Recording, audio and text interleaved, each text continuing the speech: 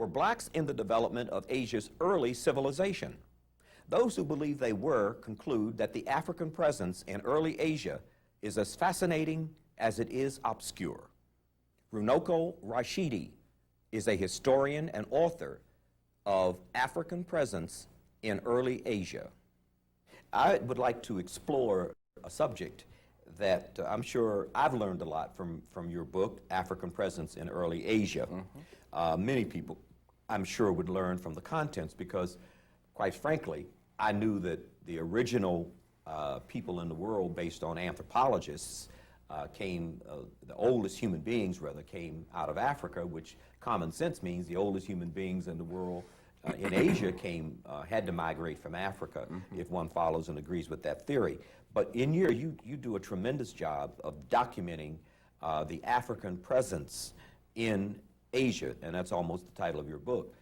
Give us the benefit of how this happened and the genesis of this presence. Well, very good, and again, thank you for having me on the program.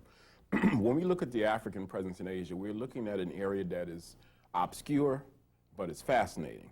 It's little known, but it's critical, because I contend that what we are trying to do as African people is become whole again. We are scattered all over the world. It bothers me when I hear the word minority, because we are actually a part of the world's majority, and when you put the total amount of black people in the world together, or Africans, it comes with perhaps 1 billion people.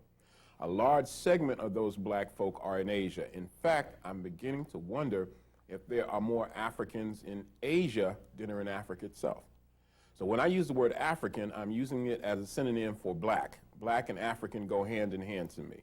If we look at the African presence in Asia, we're looking at 3 phases. We're looking, as you pointed out, number 1, as African people as the indigenous or aboriginal people of Asia. Black people are the parent people of humanity. And we know this based not only on, as you pointed out, anthropology, but also more recently and specifically DNA studies.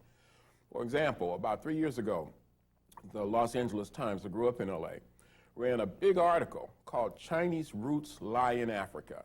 And I believe the first sentence says that 80% of all the people in China today, 1/5 of all humanity has African DNA, has African genes.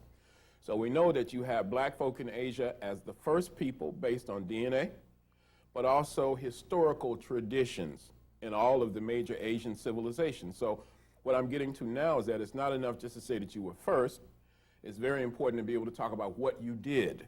And so you have Africans who also come out of the continent of Africa who go into Asia and influence or create, nurture, maintain classical Asian civilization, whether it be the Tigris-Euphrates, whether it be the Indus Valley civilization, whether it be the civilization that developed in the Mekong River Delta in Southeast Asia, or whether it be the civilizations in China. You have African people there. For example, let us look at the part of Asia closest to Africa, that's just across the Red Sea. Let's start in Arabia. You have black folks there at the very beginning, but you also have black or African people who developed a great civilization. It is called the Sabaean civilization.